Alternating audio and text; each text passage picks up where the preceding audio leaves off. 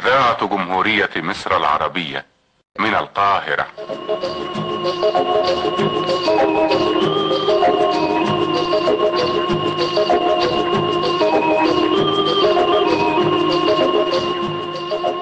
قطرات الندى.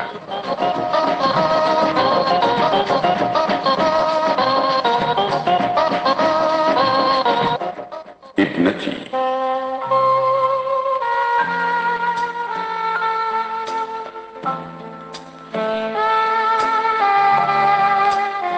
يا دنيتي، يا بسمة العمر، يا نشوة الإحساس والفكر، يا زهرة ملأت محاسنها عيني وأنعش طيبها صدري، أغلى وأحلى أنت في نظري من كل هذه البيض والسمر. إن مر يوم لا أراك به في الدهر لم أحسبه من عمري.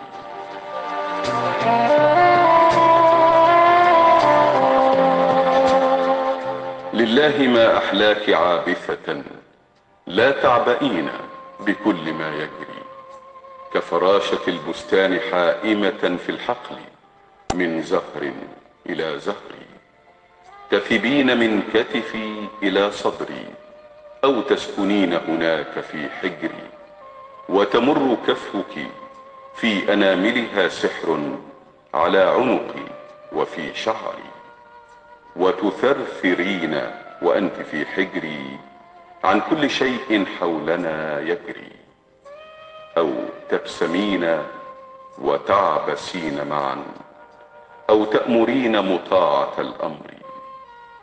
وحديثك العذب الشهي إذا ينساب في أذني كالخمر، تهفو له روحي ويغمرها شيء يشابه نشوة السكر.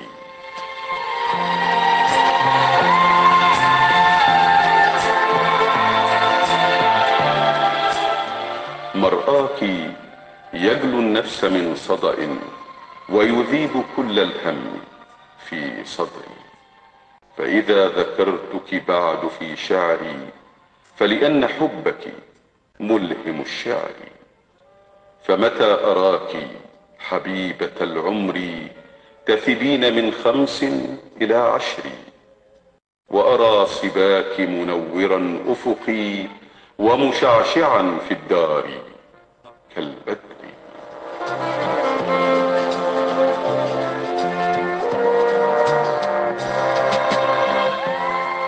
هي دائما ثرثارة تحكي، هي دائما مفترة الثغر، هي بعد غاضبة وراضية كملائك الرحمن في الطهر.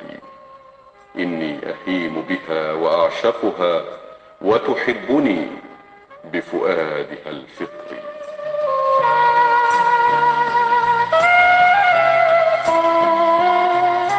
ما خلت بيتا ليس يؤنسه طفل بطلعته سوى قبري.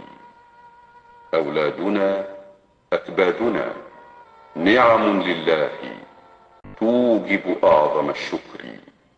فإذا رأيت أبا بطفلته كلفا رأيت بأمره أمري.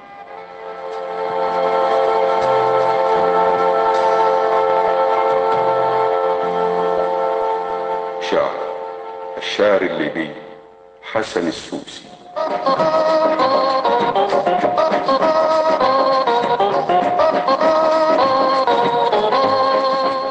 نلتقي غدا مع قطرة جديدة من قطرات الندى.